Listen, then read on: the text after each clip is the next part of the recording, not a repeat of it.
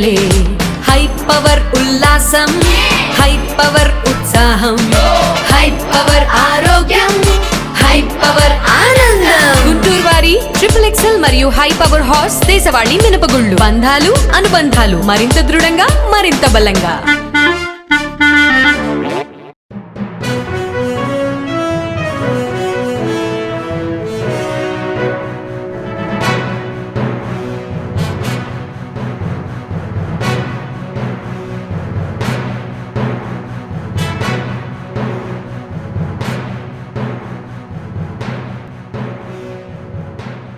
నమస్కారం. NXTG news కి స్వాగతం. ముందుగా హెడ్లైన్స్.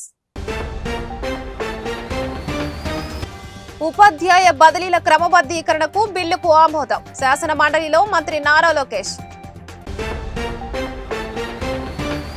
సునీతా విలియమ్స్ బృందానికి అభినందనలు. ప్రజల ఆశీస్సులతోనే సురక్షితంగా తిరిగి వచ్చారు స్పీకర్ అయ్యన్న పాత్రుడు. ప్రజల ప్రాణాలు కాపాడటానికే హెల్మెట్. కోర్టు ఆదేశాల మేరకే ₹1000 ఫైన్. హోంమంత్రి అనిత. డ్రగ్స్ రహిత రాష్ట్రంగా ఏపీ. ప్రత్యేక వ్యవస్థతో నిరంతరం తనిఖీ. Eagle director Ravikrishna. 9 నెలల పాటు అంతరిక్షంలో చిక్కుకుపోయిన భారత సంతతి వ్యోమగామి సునీతా విలియమ్స్ ఎట్టకేలకు పుడమిని చేరుకున్నారు. ఆమెతో పాటు మరో ముగ్గురితో భూమికి బయలుదేరిన స్పేస్ ఎక్స్ క్రూ డ్రాగన్ బుధవారం తెల్లవారుజామున 3:27 ఫ్లోరిడా సముద్ర తీరంలో సురక్షితంగా దిగింది. వారి రాకను ప్రపంచమంతా ఊపిరి బిగబట్టి చూసింది. వారు క్షేమంగా భూమిపైకి ల్యాండ్ కావడంతో అందరూ ఊపిరి పీల్చుకున్నారు. ఇక సునీత సురక్షితంగా పుడమికి చేరడంతో భారత్లోని ఆమె పూర్వీకుల గ్రామంలో సంబరాలు చేసుకున్నారు. Dragon had an on-time splashdown. Looks like we're getting our next crew member here. That is none other than Sunny Williams. Big smile, big waves. She, like her other crew members, now will be assisted onto the mobility aid. And there we have it, some waves, some thumbs up and some smiles. YS Jagan కి మరో shock తగిలింది. YCP senior నేత MLC మర్రి రాజశేఖర్ ఆ పార్టీకి మండలి సభ్యత్వానికి రాజీనామా చేశారు. గుంటూరు జిల్లా చిలకలూరిపేట నుంచి గతంలో కాంగ్రెస్ ఎమ్మెల్యేగా గెలుపొందిన మర్రి రాజశేఖర్ వైసీపీ ఆవిర్భావంతో జగన్ చెంతకు చేరారు. వైసీపీ ప్రతిపక్షంలో ఉండగా ఎన్నో పోరాటాలు చేసి పార్టీని పటిష్టపరిస్తే 2019 ఎన్నికలకు ముందు జగన్ సీటు ఇవ్వకుండా జలక్కిచ్చారు. విడుదల రజనీకి సీటు ఇస్తూ అధికారంలోకి రాగానే తొలి ఎమ్మెల్సీ సీటు రాజశేఖర్కి ఇస్తామంటూ ప్రజలందరి ముందు జగన్ ప్రమాణం చేశారు. భారత సంతతి వ్యోమగామి సునీతా విలియమ్స్ బృందానికి ఆంధ్రప్రదేశ్ శాసనసభ అభినందనలు తెలిపింది. సునీతా విలియమ్స్ భూమిపైకి సురక్షితంగా తిరిగి రావడం శుభ పరిణామమని స్పీకర్ చింతకాయల అయ్యన్న పాత్రుడు అన్నారు. అంతరిక్షంలో 286 రోజులు గడిపిన సునీతకు ఇది 3వ అంతరిక్ష యాత్ర కాగా మొత్తం 608 రోజులు అంతరిక్షంలో గడిపిన ఘనత సాధించారని కొనియాడారు. ఆమె ప్రస్థానం స్ఫూర్తిదాయకమన్నారు. భారతీయ సంతతికి చెందినటువంటి అభిగామి సునీతా విలియమ్స్ గారు ఈ తెల్లవారుజామున భూమిపైకి సురక్షితంగా తిరిగి వచ్చారు. సహా వ్యోమగామి యారీ యూజిన్ విల్మోర్ అంతర్జాతీయ అంతరిక్ష కేంద్రానికి గత జూన్లో చేరుకున్న సంగతి మనకు తెలుసు. సునీతా విలియమ్స్ గారు అంతరిక్షంలో 286 రోజులు సుదీర్ఘ కాలం గడిపారు. సునీతా విలియమ్స్ గారు ఇది 3వ అంతరిక్ష యాత్ర. ఆమె మొత్తం 608 రోజులు అంతరిక్షంలోనే గడిపిన సంగతి మీ అందరికి తెలుసు. ఈ వ్యోమగాముల జీవనయానం యావత్తు మానవాళికి స్ఫూర్తిదాయకం. వారి శాస్త్రీయ పరిశోధన పట్ల వారికి ఉన్న ఆసక్తి, పట్టుదల, అత్యంత క్లిష్ట పరిస్థితుల్లో ప్రాణాలను సైతం పణంగా పెట్టేందుకు సిద్ధపడే ధైర్య సాహసాలు మానవాళి నిరంతర ప్రగతికి సోపానాలు అవుతాయని సునీతా విలియమ్స్ గారు నా తరపున ఈ సభ తరపున స్వాగతం, అభినందనలు, శుభాకాంక్షలు తెలియజేస్తున్నాను. కృష్ణా గుంటూరు పట్టభద్రుల ఎమ్మెల్సీగా ఆలపాటి రాజేంద్ర ప్రసాద్ విజయం సాధించిన సంగతి తెలిసిందే. ఈ నేపథ్యంలో ఎన్టీఆర్ జిల్లా టీడీపీ ఆధ్వర్యంలో అభినందన సభ జరిగింది. ఈ సందర్భంగా ఆలపాటి రాజేంద్ర ప్రసాద్ మాట్లాడుతూ తన విజయానికి కృషి చేసిన కూటమి కార్యకర్తలు, నాయకులకు ధన్యవాదాలు తెలిపారు. కేంద్ర సహాయ సహకారంతో చంద్రబాబు, పవన్ కళ్యాణ్ రాష్ట్రానికి పూర్వ వైభవం తీసుకొస్తున్నారని ఆశాభావం వ్యక్తం చేశారు. కూటమి ప్రభుత్వ పాలనలో అన్ని వర్గాల ప్రజలు సంతోషంగా ఉన్నారనడానికి తాను సాధించిన విజయమే కారణమన్నారు. ఒక మంచి ప్రభుత్వానికి, ఒక మంచి పాలనకి ఈ రోజున మరొకసారి మద్దతు ఇచ్చినటువంటి మీ అందరికీ కూడా నా హృదయపూర్వకమైనటువంటి ధన్యవాదాలు. చంద్రబాబు నాయుడు గారు, పవన్ కళ్యాణ్ గారు, అదేవిధంగా బీజేపీ నాయకత్వం, పురంధేశ్వరి గారి నాయకత్వంలో నన్ను అభ్యర్థిగా ఎంపిక చేయటం అనేది నాకు ఒక గౌరవం. ఎవరైతే వాయిస్లెస్గా ఉన్నారో వాళ్ళు ఎక్కడున్నారో చూసుకొని వెతికి వాళ్ళ యొక్క కోరికలు ఏమైనా ఉన్నాయో వాటిని పరిగణలో తీసుకొని మాట్లాడాల్సిన బాధ్యత, ఆ బాధ్యత ఎప్పుడు నేను తీసుకుంటానని చెప్పి సవినయంగా మీకు మనవి చేస్తూ ఉంటాను. అరాచకత్వం చెందినటువంటి అవినీతి మయమైపోయినటువంటి గాడి తప్పిన వ్యవస్థలన్నింటిని కూడా గాడిలో పెట్టుకోవటమే కాకుండా ఈ రోజున వనరులను సమీకరించుకుంటూ అన్న మాటలను ఏ రకంగా నిలబెట్టుకోవాలని చెప్పి నిరంతరం ప్రయత్నం చేస్తున్నటువంటి నాయకత్వాన్ని మనందరం కూడా గమనించాలి, మద్దతు పలకాల్సినటువంటి అవసరం ఉందని చెప్పి మీకు మనవి చేస్తా ఉన్నా. ఏపీని డ్రగ్స్ రహిత రాష్ట్రంగా తీర్చిదిద్దుతామని ఈగల్ డైరెక్టర్ రవికృష్ణ తెలిపారు. ఆ దిశగా రాష్ట్ర ప్రభుత్వం ఈగల్ వ్యవస్థను ప్రత్యేకంగా ఏర్పాటు చేసిందన్నారు. ప్రతి స్కూల్, కాలేజీలలో ఈగల్ క్లబ్ ఏర్పాటు చేస్తామన్నారు. గోరంట్లలోని Chalapathi institute of engineering and టెక్నాలజీలో డ్రగ్స్, గంజాయి, మాదక ద్రవ్యాలపై విద్యార్థులకు అవగాహన కార్యక్రమం జరిగింది. ఈ కార్యక్రమంలో ఆయన ముఖ్య అతిథిగా పాల్గొన్నారు. ఈ సందర్భంగా ఆయన మీడియాతో మాట్లాడుతూ డ్రగ్స్ నివారణలో ఈగల్ వ్యవస్థ తీసుకుంటున్న చర్యల గురించి వివరించారు. తమ పిల్లల పట్ల తల్లిదండ్రులు కూడా అప్రమత్తంగా ఉండాలన్నారు. గంజాయి, డ్రగ్స్ మత్తులో అసాంఘిక కార్యకలాపాలకు పాల్పడితే శిక్షలు తప్పవు అని హెచ్చరించారు. గంజాయి, డ్రగ్స్ పై సమాచారం తెలిస్తే టోల్ ఫ్రీ నెంబర్ 1972కు ఫోన్ చేయాలని సూచించారు. ఆంధ్రప్రదేశ్ ప్రభుత్వం ప్రతిష్టాత్మకంగా ప్రతి విద్యా సంస్థలోని ఈగల్ క్లబ్స్ పెట్టడం జరిగింది. మనకి రాష్ట్రంలోని సుమారుగా 70 లక్షల మంది విద్యార్థులు ఉన్నారు. వాళ్ళ భవిష్యత్తుని కాపాడడం కోసం, వాళ్ళు డ్రగ్స్ బారిన పడకుండా ఉండడం కోసం ఈ కార్యక్రమాన్ని చేపట్టడం జరిగింది. ప్రతి ఈగల్ క్లబ్లోని సుమారుగా 8 మంది విద్యార్థులు, అదేవిధంగా 2 టీచర్లు ఉండబోతున్నారు. ఈగల్తో అనుసంధానం చేసుకోవడం, అదేవిధంగా వర్క్షాప్స్, డిబేట్స్ కార్యక్రమాల ద్వారా ఈ డ్రగ్స్ వల్ల వచ్చే నష్టాలు, ఎన్డీపీఎస్ కేసులో ఇరుక్కుంటే ఇంకా విద్యార్థుల జీవితాలు ఎలా నాశనం అవుతాయి, ఎన్డీపీఎస్ చట్టంలోని 10 నుంచి 20 సంవత్సరాల జైలు శిక్షలు, అదేవిధంగా భవిష్యత్తులోని ఉద్యోగాలు రావడం, ఇటువంటి విషయాల్లో కూడా ఎన్నో ఇబ్బందులు ఉన్నాయని చెప్పడం ఈ కార్యక్రమం ప్రధానమైన ఉద్దేశం. ఈ కార్యక్రమంలోని ప్రత్యేకంగా సహకరించిన మన ప్రెసిడెంట్ చలపతి ఎడ్యుకేషన్ సొసైటీ వారికి, వాళ్ళ సిబ్బందికి, విద్యార్థులకి అందరికీ కూడా ఈగల్ తరఫున ప్రత్యేకమైన అభినందనలు. అదేవిధంగా డ్రగ్స్, గంజాయి మీ ప్రాంతంలో ఎక్కడున్నా సరే 1972కి ఫోన్ చేయాల్సిందిగా ఈ డ్రగ్స్ వద్దు బ్రో అనే కార్యక్రమం ద్వారా అందరికీ మేము విజ్ఞప్తి చేస్తున్నాం. ఈ ఓటీటీల్లో కూడా ఈ మధ్యన డ్రగ్స్ని ఒక ఫ్యాషన్గా చూపించి కొన్ని మూవీస్ వస్తున్నాయి. అటువంటి వాటి బట్టి కూడా యువత జాగ్రత్తగా ఉండాలి. మనం ఏం చూస్తాము అనే విషయంలో కూడా చాలా జాగ్రత్తలు తీసుకోవాలి. అదేవిధంగా ఈ విషయంలో కూడా మేము కొన్ని నిబంధనలు కూడా గమనించబోతున్నాం. భవిష్యత్తులోని వీటి మీద కూడా పూర్తిగా చర్యలు తీసుకుని ఎటువంటి విధానాలు తీసుకురావాలనే విషయంలో కూడా మేము చర్చలు చేస్తున్నాం. యువత కూడా అప్రమత్తంగా ఉండి ఇటువంటి విషయాలకు దూరంగా ఉండాల్సిందిగా ప్రత్యేకంగా విజ్ఞప్తి చేస్తున్నాం. ఏఎస్ఆర్ జిల్లాలోని 9 మండలాల్లో సుమారుగా 375 గ్రామాలు మేము గుర్తించడం జరిగింది. ఈ సంవత్సరం ప్రత్యేకంగా జూన్ నెల నుంచి విస్తృతమైన అవగాహన సదస్సులు పెట్టడం జరిగింది. డ్రోన్ టెక్నాలజీ, శాటిలైట్ టెక్నాలజీ, అదేవిధంగా కార్డినెంట్ సెర్చ్ ఆపరేషన్ ద్వారా ఈసారి పంట పండకుండా మనం కాపాడడం జరిగింది. ఆల్టర్నేటివ్ క్రాప్స్ సుమారుగా 22 పంటలకు సంబంధించిన సీడ్స్ని 46 లక్షల శాప్లింగ్స్ని జిల్లా యంత్రాంగం ఈ గ్రామాల్లో పంపిణీ చేయడం జరిగింది. ప్రత్యేకంగా 140 కోట్ల పైనే ప్రభుత్వం ఈ కార్యక్రమం కోసం ఆల్టర్నేటివ్ క్రాప్స్, ప్రత్యామ్నాయ పంటల కోసం ఖర్చు పెట్టడం జరిగింది. ఒక మల్టీ ఏజెన్సీ అప్రోచ్తో ఈ సంవత్సరం కేవలం 93 ఎకరాలు మాత్రం గుర్తించడం జరిగింది. ఈగల్ బృందాలు, డిస్ట్రిక్ట్ పోలీసు, అదేవిధంగా కేంద్ర సంస్థలు కూడా మేము కలిసి ఈ పంటను కూడా మేము అక్కడ ధ్వంసం చేయడం జరిగింది. ఉపాధ్యాయ బదిలీల క్రమబద్ధీకరణ బిల్లుకు ఏపీ శాసన మండలి ఆమోదం తెలిపింది. రాష్ట్రంలో ఉపాధ్యాయ బదిలీలకు చట్టం తీసుకురావడం ఒక చరిత్ర అని విద్యాశాఖ మంత్రి లోకేష్ అన్నారు. బిల్లుపై చర్చ సందర్భంగా మండలిలో లోకేష్ మాట్లాడుతూ వైసీపీ ప్రభుత్వ హయాంలో అడ్డగోలుగా ఉపాధ్యాయ బదిలీలు జరిగాయని ఆరోపించారు. అందరితో చర్చించిన తర్వాతే బదిలీలకు యాక్ట్ తీసుకొచ్చామని చెప్పారు. పారదర్శకంగా ఉపాధ్యాయుల సీనియారిటీ జాబితా ఉంటుందని ఈ బిల్లు ద్వారా కూటమి ప్రభుత్వం చరిత్ర సృష్టించబోతుందన్నారు.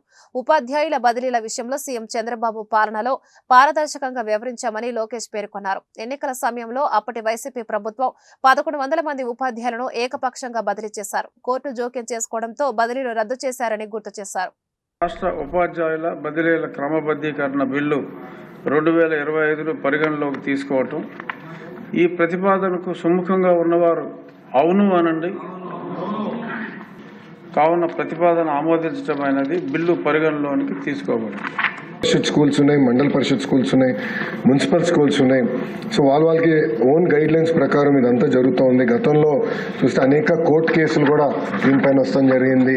మళ్ళీ కంటెంప్ట్ ఆఫ్ కోర్టు కూడా అవుతాం జరిగింది అధ్యక్ష. అందుకే ఒక యూనిఫైడ్ యాక్ట్ తీసుకొస్తే బాగుంటుంది ఆలోచనతో ఈ ప్రతిపాదన పెడతాం జరిగింది అధ్యక్ష. గత ప్రభుత్వంలో మీరు కానీ చూస్తే అడ్డగోలుగా ట్రాన్స్ఫర్లు చేశారు, వాళ్ళు ఇష్టరాజ్యంగా చేశారు, ఎక్కడ ఒక పద్ధతులు పాటించకుండా చేశారు అధ్యక్ష. అంతేకాదు అధ్యక్ష, ఎలక్షన్ టైంలో అధ్యక్ష బ్యాన్ పీరియడ్లో కూడా 1100 మంది ఉపాధ్యాయుల్ని ఏకపక్షంగా ట్రాన్స్ఫర్ చేశారు. అది కోర్టుకి వెళ్ళి మళ్ళీ తిరిగి కోర్టే కొట్టించే పరిస్థితికి వచ్చారు అధ్యక్ష. కావాలని కొంతమందిని రాజకీయ కక్షతో ట్రాన్స్ఫర్ కానికుండా కూడా ఆనాడు ఇబ్బంది పెడతాం కూడా జరిగింది అధ్యక్ష. ఇంకో పక్కన చూస్తే అధ్యక్ష, గడిచిన 5 సంవత్సరాలు అనేక లిటిగేషన్లు వచ్చినాయి. హైకోర్టు కూడా ఈ ట్రాన్స్ఫర్ ఉత్తర్వుల్ని ఇది కరెక్ట్ కాదని చెప్పి మళ్ళీ గైడ్ లైన్స్ నిబంధనలు విరుద్ధంగా ఉన్నాయని చెప్పి అది కూడా మళ్ళీ తీయాస్తం జరిగింది అధ్యక్ష.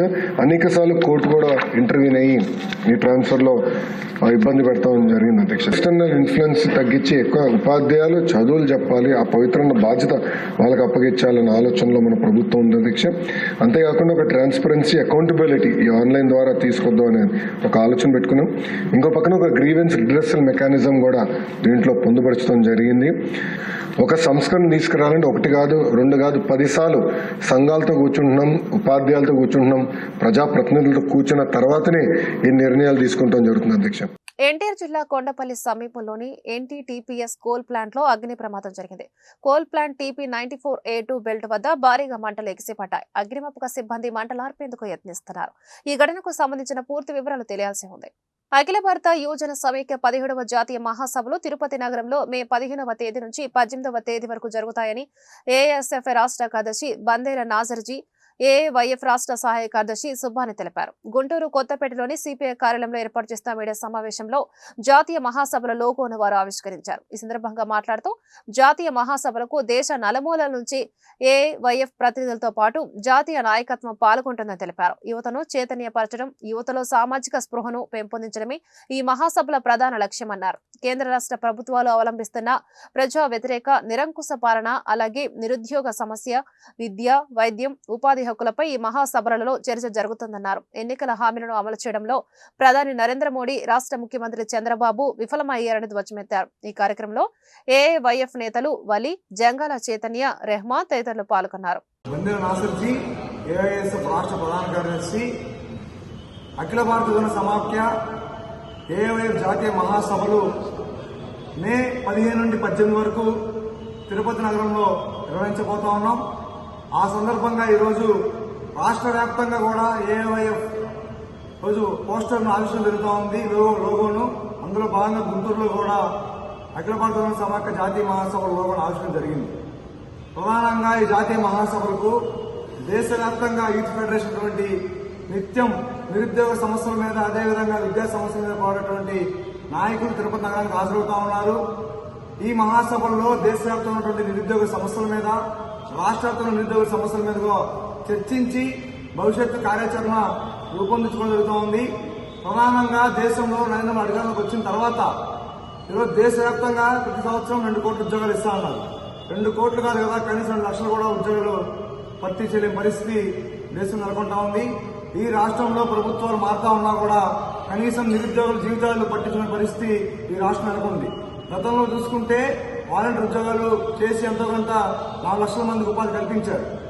మీకేం భయం లేదు, పూచి మాది మీలో డిగ్రీ చదువునుండి వాలంటీర్స్ కి మీకు ప్రత్యేకంగా మరొక ఉపాధిని కేటాయించి 10,000 రూపాయలు జీతం ఇస్తామని చెప్పినటువంటి ఈ కూటమి ప్రభుత్వం అధికారంలోకి వచ్చిన తర్వాత వాలంటీర్ వ్యవస్థ కనీసం పట్టించుకోవడం లేదు. ఈరోజు మేము ప్రశ్నిస్తా ఉన్నాం రాష్ట్ర ప్రభుత్వాన్ని, కూటమి ప్రభుత్వాన్ని. ఏఐవైఎఫ్ గా వాలంటీర్ల వేదన ఈ కూటమి ప్రభుత్వాన్ని కనపట్లేదా అని చెప్పినటువంటి ప్రశ్న మేము ప్రశ్నిస్తా ఉన్నాం. ప్రధానంగా ఈ రాష్ట్రంలో కూటమి ప్రభుత్వం ఎన్నికల హామీల్లో భాగంగా 20 లక్షల ఉద్యోగాలు ప్రకటిస్తామని హామీ ఇచ్చింది. ఒక పక్క చేతిలో సర్టిఫికెట్లు లేక అనేక మంది డిగ్రీలు బీటెక్ చేసిన విద్యార్థులు, సర్టిఫికెట్ లేనటువంటి విద్యార్థులు రాష్ట్రంలో 12 లక్షల మంది ఉన్నారు. 12 లక్షల మంది విద్యార్థుల చేతిలో సర్టిఫికెట్లు లేకపోవడానికి కారణమైనటువంటి ఈ కూటమి ప్రభుత్వం 20 లక్షల ఉద్యోగాలు ప్రకటిస్తానంటే రోజు అది హాస్యం. కాబట్టి రాష్ట్రంలో ఎక్కడ పూర్తి స్థాయిలో కంపెనీ కూడా రాలేదు. ఈ భారతదేశంలో నా అంత సీనియర్ ముఖ్యమంత్రి ఎవరు లేరు. ఈ భారతదేశంలో మోడీ గారు నేనే సీనియర్ని. సంపద సృష్టించి సంక్షేమం చేసినటువంటి ఈ నారా చంద్రబాబు నాయుడు గారు అధికారంలోకి వచ్చిన తర్వాత నిరుద్యోగులకు ఉద్యోగాలు భర్తీ చేయమంటే ఏదైతే రాజకీయ నిరుద్యోగులు ఉన్నారో వారు భర్తీ చేయడానికి ప్రధానంగా వైసీపీలో మేయర్లు కానివ్వండి, ఇతర కార్పొరేషన్ల పదవులు ఉన్నటువంటి వారిని కానివ్వండి బెదిరించి భయభ్రాంతులకు గురి చేసి రాజీనామాలు చేయించి కూటమి నాయకులకి ఈ రోజు వాళ్ళ పదవులు అప్పచెప్పి వారు రాజకీయ నిరుద్యోగాలు లేకుండా చేస్తా ఉన్నారు. కాబట్టి స్పష్టంగా తెలియజేస్తా ఉన్నాం, మీరు నిరుద్యోగ సమస్య ప్రకటించకపోతే మాత్రం రాష్ట్ర వ్యాప్తంగా ఆందోళన కార్యక్రమం చేపడతాం. 1వ తేదీ నుంచి 18వ తేదీ వరకు జరగడం జరుగుతుంది. ఈ కార్యక్రమం, ఈ మహాసభల ఉద్దేశం ఏంటంటే యువతను చైతన్యపరిచి యువతలో సామాజిక స్పృహను నెలకొల్పడమే ఈ మహాసభల విషయం వచ్చేసి. దాని తర్వాత ఈ మహాసభలకి జాతీయ నాయకులు, ఏఐవైఎఫ్ జాతీయ అధ్యక్షులు సుఖ్జీందర్ మహేశ్వరి, జాతీయ ప్రధాన కార్యదర్శి ఆర్ తిరుమల రామన్తో పాటు ఎంపీ సంతోష్ గారు, వినయ్ విశ్వం గారు, దేశ నలుమూలల నుంచి యువత, ఏఐవైఎఫ్ జాతీయ రాష్ట్ర నాయకులు కూడా పాల్గొనడం జరుగుతుంది. ముఖ్యంగా ఈ మహాసభల్లో కేంద్ర రాష్ట్ర ప్రభుత్వాలు అవలంబిస్తున్నటువంటి ప్రజా వ్యతిరేక, నిరుద్యోగ వ్యతిరేక విధానాలను చర్చించి ఆ ఉద్యమాలు రూపొందించి ఆ ఉద్యమాల వైపు యువతను ఏ విధంగా తీసుకురావాలని మహాసభలో చర్చించి ఆ ఉద్యమాల వైపు వెళ్ళడం జరుగుతుంది. వాహన చోదకులకు శిరస్త్రాణం అమలు, జరిమానాలపై ఆంధ్రప్రదేశ్ శాసన మండలిలో ఆసక్తికర చర్చ జరిగింది. హెల్మెట్ లేని వారి నుంచి 1000 జరిమానా వసూలు చేయడం పట్ల ప్రజల్లో అసంతృప్తి ఉందని టీడీపీ సభ్యులు తెలిపారు. దీనిపై హోంమంత్రి అనిత సమాధానమిచ్చారు. 2020లో కేంద్రం చేసిన చట్టం, సుప్రీంకోర్టు ఆదేశాల ప్రకారమే రాష్ట్రంలో జరిమానా వసూలు చేస్తున్నామని తెలిపారు. ప్రస్తుతం రాష్ట్రంలో కొన్ని చోట్ల మాత్రమే ప్రయోగాత్మకంగా దీన్ని అమలు చేస్తున్నట్లు చెప్పారు. ప్రజల ప్రాణాలు కాపాడాలన్నదే ప్రభుత్వం, పోలీసుల ఉద్దేశమని అనిత స్పష్టం చేశారు. మంత్రి గారికి కూడా నేను ఎవరు ఫోన్ చేశారు అధ్యక్ష, వేల రూపాయలు మన రవాణా శాఖ మంత్రి గారికి వేల ఫైన్లు వేస్తున్నారని చెప్పి ఆయన దృష్టి ఎవరో మా కార్యకర్తలు ఫోన్ చేయడం అధ్యక్ష. దీన్ని ఇట్లాంటి లేకోకుండా కొంచెం పద్ధతిగా హెల్మెట్ ధరించడం కంపల్సరీ, దాన్ని స్మూత్ గా రన్ చేయాలని చెప్పి విజ్ఞప్తి చేస్తాం. రోడ్ యాక్సిడెంట్ లో ఆ డ్రైవర్ లైఫ్ అనేది చాలా వాల్యూ అధ్యక్ష, దాన్ని మనం కాదంటలేదు. మేము కూడా ప్రాక్టికల్ గా హెల్మెట్ లేకపోతే చిన్న రోడ్ల మీద ప్రయాణించే వాళ్ళు కూడా కింద పడి తలకు దెబ్బ తగిలి చనిపోయిన సంగతి మేము చూసాం. హెల్మెట్ పెట్టొద్దని అసలు ఎక్కడ చెప్పం. 1000 రూపాయలు పెనాల్టీ అంటున్నారు. నేను బెంచ్ సర్కిల్ దగ్గర చాలా సార్లు చూసాం అధ్యక్ష. విజయవాడలో వెహికల్ ఆపి తాళం తీసేసుకుంటారు. ఫస్ట్ మేము పోలీస్ డిపార్ట్మెంట్ ని మీ ద్వారా రిక్వెస్ట్ చేసిందంటే హోమ్ మినిస్టర్ గారు ఇవ్వాల్సినది, is not a criminal, neither he is offender. ఒక క్రిమినల్ ట్రీట్ చేసినట్టు బండి ఆపగానే ఫ్యామిలీతో ఏమన్నా తాళం తీసి జైల్లో పెట్టుకుంటారు, ఎస్ఐ గారిని కలవంటారు. ఆయన పేరు అడిగి 1000 రూపాయలు రాసేస్తారు. అంటే 1000 రూపాయలు పెట్టుకుని ఎంతమంది 2 వీలర్ మీద వెళ్తారు అధ్యక్ష? రూల్స్ ఇంప్లిమెంట్ చేయడంలో తప్పు నేను చెప్పను. కఠినమైన నేరాలకి కఠినమైన శిక్షణ ఉండాల్సిందే. ఇది కఠినమైన నేరమా కాదా అనేది కూడా మనకు కొంత డిస్క్రిమినేషన్ ఉండాలి. 2021లో అధ్యక్ష 2577 మంది చనిపోయారు కేవలం హెల్మెట్ లేకపోవడం వల్ల. ఇక్కడ మీరే ఆలోచించుకోవాలి.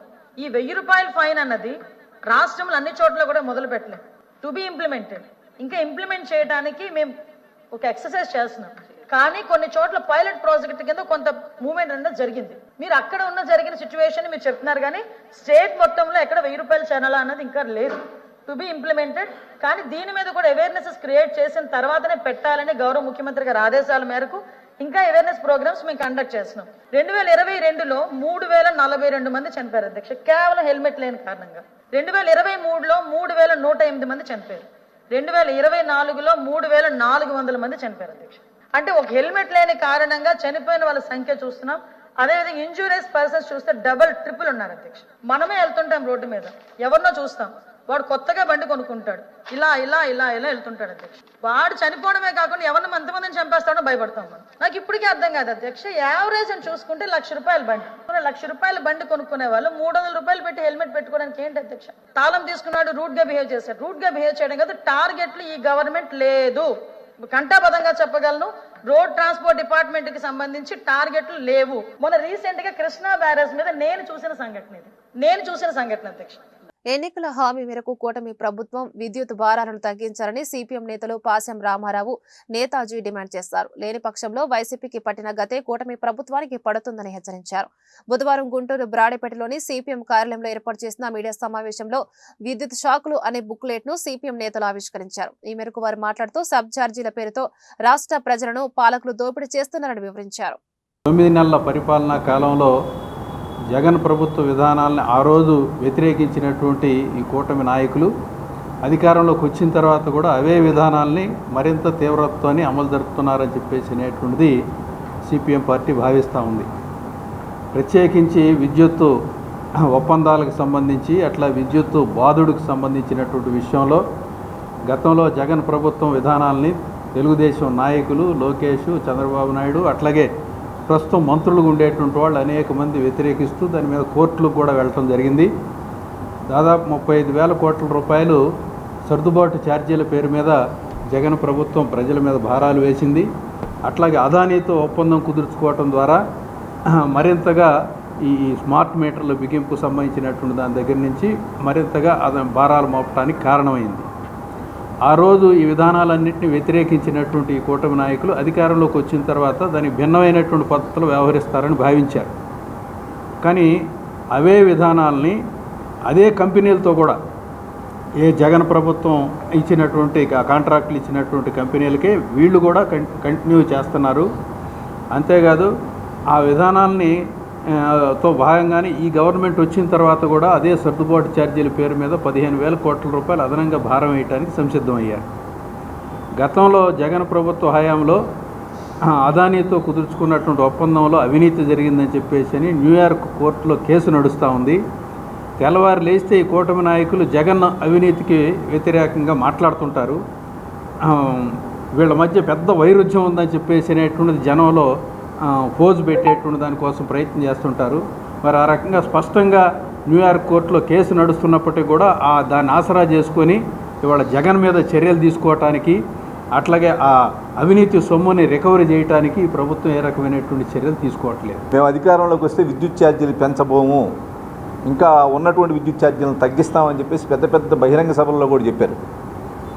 చంద్రబాబు నాయుడు చెప్పాడు, పవన్ కళ్యాణ్ చెప్పాడు, బీజేపీ వాళ్ళు చెప్పారు, లోకేష్ గారు వీళ్ళందరూ చెప్పారు. కానీ ఈ 9 నెలల కాలంలో 16,000 కోట్ల రూపాయలు ట్రూ అప్ ఛార్జీల పేరుతోటి, కస్టమర్ ఛార్జీల పేరుతోటి, సర్దుబాటు ఛార్జీల పేరుతోటి 16,000 కోట్ల రూపాయలు ప్రజల మీద భారం మోపారు. మొన్ననే విద్యుత్ శాఖ మంత్రి ప్రకటించాడు, మేము విద్యుత్ ఛార్జీలు తగ్గిస్తాం, ఏమాత్రం పెంచమని చెప్పేసి. ఈ నెల బిల్లులు కనుక చూసే పని అయితే 2022 నుంచి 2023-24లో విద్యుత్ కొనుగోళ్లు అమ్మకాల్లో వచ్చినటువంటి తేడాని మళ్ళీ ప్రజల మీద భారం వేస్తున్నారు. ఎవరిని మోసం చేస్తారు మీరు? మేము ఒకటి అడుగుతున్నాం. గతంలో ఉన్నటువంటి వైసీపీ ప్రభుత్వం 5 సంవత్సరాల కాలంలో 32,000 కోట్ల రూపాయలు పెంచితే మీరు 9 నెలల్లో 16,000 కోట్ల రూపాయలు పెంచారు. ఇంకెంత పెంచాలో చూడండి. ఈరోజు విద్యుత్ అనేటువంటిది ఒక నిత్య జీవితావసర సరుకు అయిపోయింది.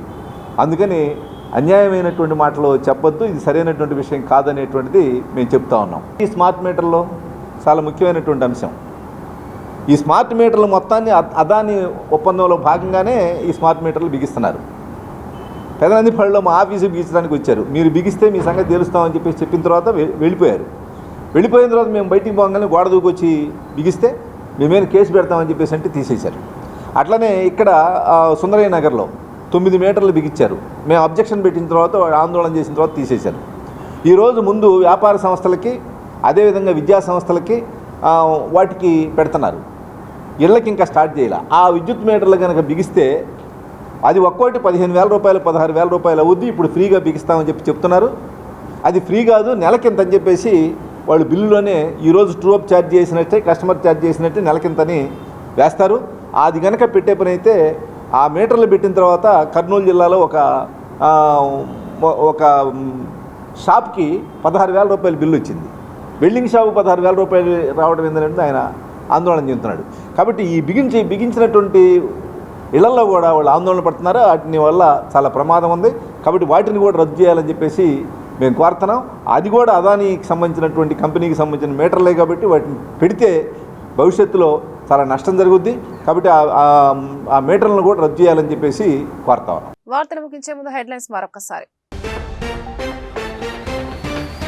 ఉపాధ్యాయ బదిలీల క్రమబద్ధీకరణకు బిల్లుకు ఆమోదం శాసన మండలిలో మంత్రి నారా లోకేష్. సునీత విలియమ్స్ బృందానికి అభినందనలు. ప్రజల ఆశీస్సులతోనే సురక్షితంగా తిరిగి వచ్చారు స్పీకర్ అయ్యన్న పాత్రుడు. ప్రజల ప్రాణాలు కాపాడటానికే హెల్మెట్. కోర్టు ఆదేశాల మేరకే ₹1000 ఫైన్. హోంమంత్రి అనిత. డ్రగ్స్ రహిత రాష్ట్రంగా ఏపీ. ప్రత్యేక వ్యవస్థతో నిరంతరం తనిఖీ. Eagle director Ravikrishna. ఈ వార్తలు ఇంతటితో సమాప్తం. నమస్కారం.